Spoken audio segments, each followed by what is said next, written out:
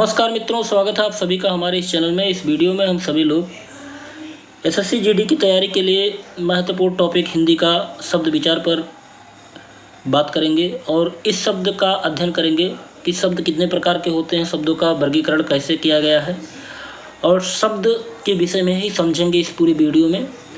तो चलिए इस वीडियो को देखते हैं। अगर आपको ये वीडियो अच्छा लगेगा तो चैनल को लाइक और सब्सक्राइब जरूर कीजिएगा। तो सबसे पहले शब्द विचार की बात करते हैं कि शब्द होता क्या है। तो आपको ये पता होगा कि संसार के सभी व्यवहार शब्द ज्ञान और उसके शुद्ध प्रयोग से ही होते हैं। शब्द की रचना जो है वो वर्णों से ही होती है, अर्थात एक से अधिक वर्ण जब आपस में मिलते हैं तो एक शब्द का निर्माण करते हैं। ठीक, तो चलिए शब्द विचार के विषय में बात करते हैं। तो सबसे पहले शब्दों का वर्गीकरण करेंगे, शब्दों का क्लासिफिकेशन करेंगे कि शब्द के भेद कैसे हम समझेंगे कि शब्द के भेद क्या है। तो सबसे पहले देखते हैं शब्दों का वर्गीकरण। तो देखिए यहाँ पर दिया गया है कि शब्दों का वर्गीकरण, क्लासिफिकेशन ऑफ वर्ड्स। तो शब्दों के भेद निम्नलिखित आधार पर किए जा सकते हैं। वो 4 आधार हैं। पहला आधार है अर्थ की दृष्टि से शब्द का भेद, दूसरा है उत्पत्ति की दृष्टि से शब्द का भेद, तीसरा है व्युत्पत्ति या रचना की दृष्टि से शब्द का भेद और चौथा है वाक्य के प्रयोग की दृष्टि से शब्द का भेद। तो इस 4 प्रकार से शब्दों का वर्गीकरण हम कर सकते हैं। ठीक, इतना समझ में आया। ध्यान से फिर से एक बार समझिए कि शब्दों का क्लासिफिकेशन, शब्दों का जो वर्गीकरण किया जाता है वो 4 प्रकार से किया जाता है। पहला क्या है, अर्थ की दृष्टि से हम शब्द को अलग कर देते हैं। दूसरा उत्पत्ति की दृष्टि से शब्दों को अलग कर सकते हैं। तीसरा रचना की दृष्टि से शब्द को अलग करते हैं और चौथा वाक्य में प्रयोग की दृष्टि से शब्द को अलग कर सकते हैं। ठीक, तो सबसे पहले हम पढ़ेंगे अर्थ की दृष्टि से शब्द के भेद क्या होंगे। तो देखिए अर्थ की दृष्टि से शब्द का भेद यहाँ पर दिया गया है, अब आप समझते रहिएगा। अर्थ की दृष्टि से शब्द के 2 भेद होते हैं। एक होता है सार्थक शब्द, दूसरा होता है निरर्थक शब्द। सार्थक जिसका कुछ अर्थ हो, जिन शब्दों का कुछ अर्थ हो वो सार्थक शब्द कहलाएंगे और जिनका कोई भी अर्थ ना हो वो निरर्थक शब्द कहलाएंगे। तो सबसे पहले सार्थक शब्द समझते हैं। तो सार्थक शब्द, जो शब्द किसी अर्थ का बोध कराए उसे सार्थक शब्द कहते हैं। जैसे माता हो गया, भाई हो गया, घर हो गया, गाय हो गया, पुस्तक हो गया, दिल्ली हो गया, भोजन हो गया आदि। ये सब सारे शब्द जो दिए गए हैं यहाँ उदाहरण के लिए, एग्जाम्पल में, वो सब सार्थक शब्द हैं। अब सार्थक शब्दों का वर्गीकरण कर लेते तो हमको 4 प्रकार के सार्थक शब्द मिल सकते हैं। क्या? एक अर्थी, अनेकार्थी, समानार्थी या जिसको पर्यायवाची कहते हैं और विपरीत या विलोम। तो सार्थक शब्दों का 4 भेद होता है, एक अर्थी, अनेकार्थी, समानार्थी, पर्यायवाची और विपरीत जिसको विलोम कहते हैं। तो सबसे पहले एक अर्थी शब्द समझ लेते हैं, जिन शब्दों का केवल एक ही अर्थ निकलता है, अर्थात जिन शब्दों का प्रयोग करने पर केवल एक ही अर्थ निकले वह एक अर्थी शब्द कहलाते हैं। जैसे गाय हो गया, पुस्तक हो गया, कलम हो गया, मित्र हो गया, पत्नी हो गया, दवाई हो गया, दीवार हो गया, ईंटा हो गया, लोहा हो गया। ये सब हमारे एक अर्थी हैं। इनका एक ही अर्थ होगा, इनका कोई दूसरा अर्थ नहीं होगा। जैसे गाय का अर्थ गाय ही होगा, गाय का मतलब और दूसरा कुछ नहीं होगा। पुस्तक का अर्थ किताब ही होगा और कोई दूसरा अर्थ नहीं होगा। ठीक, अब दूसरा देखते हैं अनेकार्थी शब्द। अनेकार्थी शब्द क्या होते हैं? अनेकार्थी शब्द की बात अगर करें तो वह शब्द जो विभिन्न परिस्थितियों में भिन्न भिन्न अर्थ देते हैं, अर्थात जिनके अनेक अर्थ निकलते हों वो अनेकार्थी शब्द कहलाते हैं। ठीक, कुछ उदाहरण देख लेते हैं। कौन से उदाहरण हैं? जैसे आम, एक शब्द हमने ले लिया आम। आम का मतलब होता है, फल का नाम भी आम है।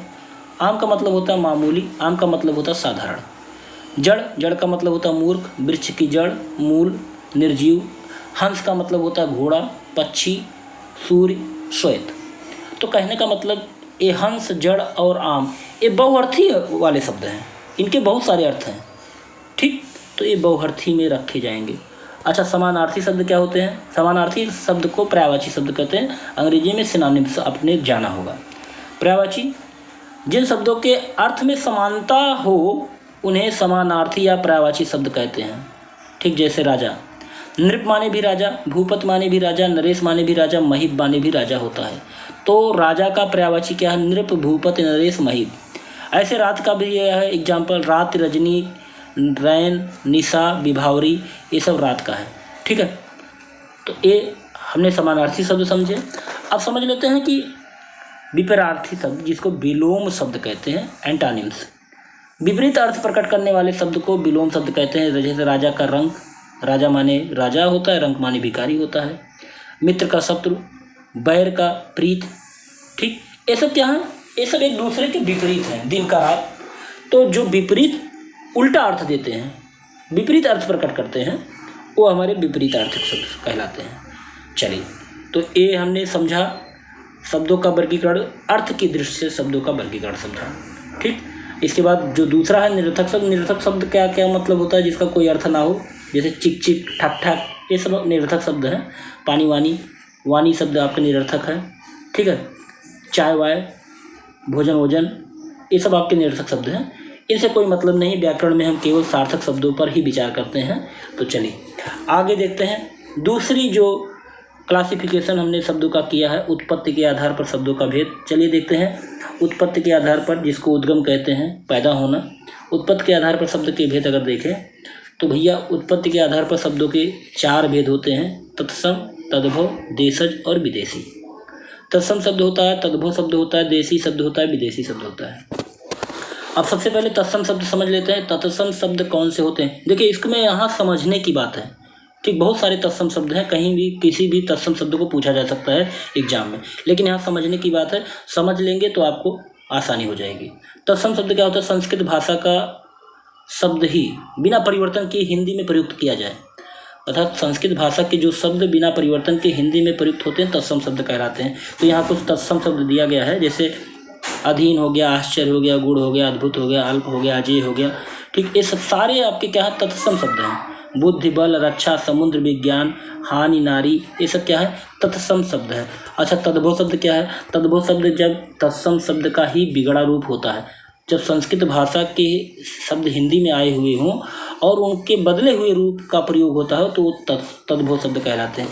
तो यहाँ तत्सम और तद्भव का देखिए दिया गया है, कुछ मैच किया गया, कुछ महत्वपूर्ण तत्सम तद्भव दिया गया है। तो यहाँ इसको देख लीजिएगा और स्क्रीनशॉट भी ले सकते हैं आप, इसको याद कर लीजिएगा। जैसे अज्ञान का अजान, आश्चर्य का अचरज, कर्ण का कान, प्रस्तर का पत्थर, यश का जस, श्रवण का सावन, काक का कौवा, घृत का घी, ग्राम का गांव, गृह का घर, रात्रि का रात, दुग्ध का दूध, मीन का मछली, आम्र का आम, छिद्र का छेद, चूड़ का चूरन, उल्लूक का उल्लू, इष्टिका का ईट, अश्रु का आंसू, अंगुष्ठ का अंगूठा, अष्टादश का 18, अर्ध का आधा, कूप का कुआं, कदली का केला, गर्धक का गधा, गुहा का गुफा। ठीक है, चर्म का चमड़ा, उज्ज्वल का उजाला, कच्छप का कछुआ, कुपुत्र का कपूत।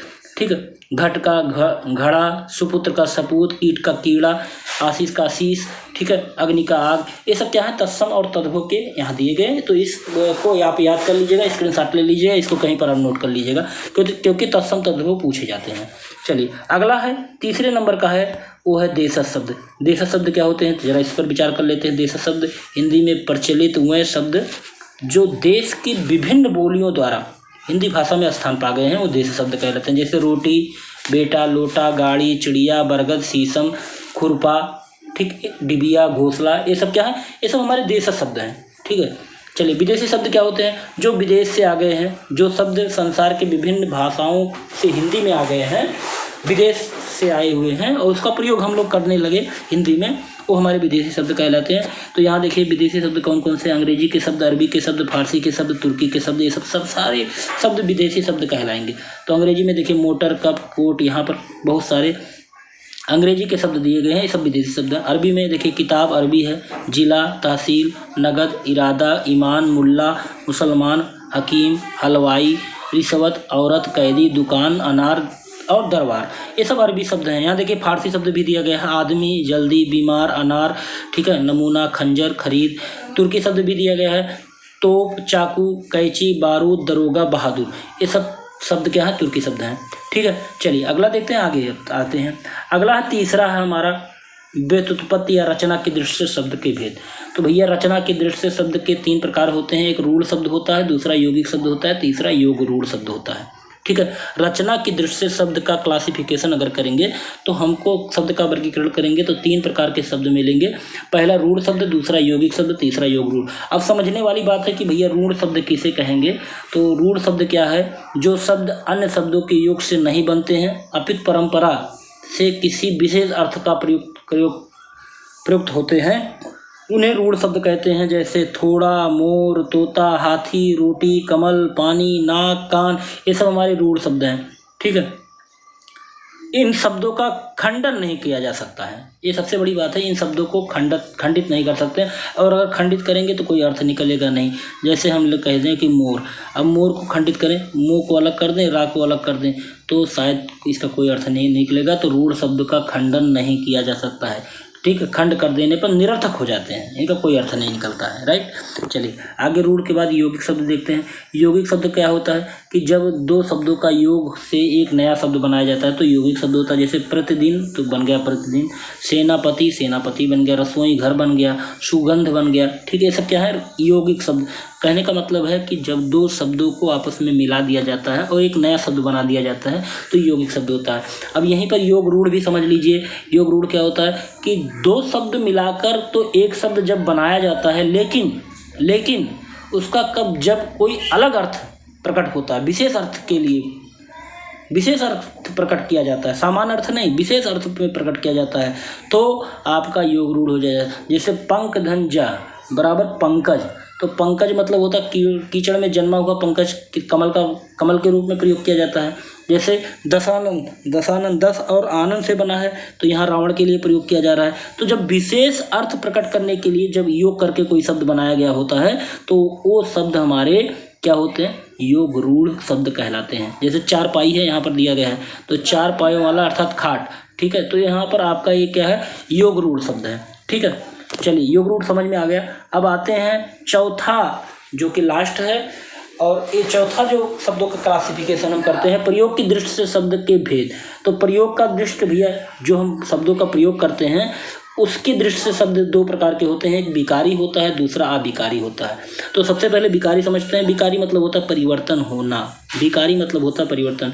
जो शब्द वाक्य में प्रयोग करने पर लिंग, वचन, कारक, काल के आधार पर रूप बदल जाते हैं वो विकारी शब्द कहलाते हैं।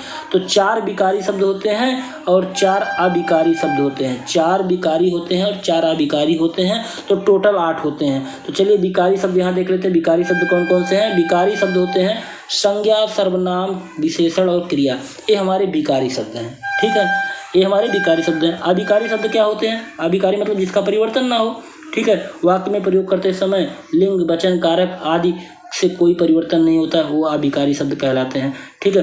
अब देख लेते हैं अविकारी कौन कौन से होते हैं। भैया अविकारी भी 4 होते हैं। क्या क्या है, क्रिया विशेषण, समुच्चय बोधक, संबंध बोधक, विस्मयाद बोधक, ये 4 हमारे क्या हैं, अविकारी होते हैं। इनमें कोई परिवर्तन नहीं होता। जैसे धीरे धीरे, जल्दी जल्दी, कल, आज, शीघ्र, संबंध बोधक, साथ, सहित, ये सब है। और किंतु परंतु ये समुच्चय बोधक है, विस्मयाद बोधक, आह ओ, ये सब क्या है, अविकारी हैं। अर्थात इनमें वाक्य में अगर ये आ जाएंगे तो किसी भी तरह से लिंग, वचन, कारक कोई भी हम प्रयोग कर लेंगे लेकिन ये बदलेंगे नहीं। जैसे मान लीजिए राम, जैसे हम एक बता देते हैं राम धीरे, ठीक है, राम धीरे धीरे चलता है। ठीक है। राम धीरे धीरे चलता है। अब यहाँ पर देखिए, यहाँ लिंग बदल देते हैं, यहाँ सीता लिख देते हैं, तो सीता धीरे धीरे चलती है। ठीक है।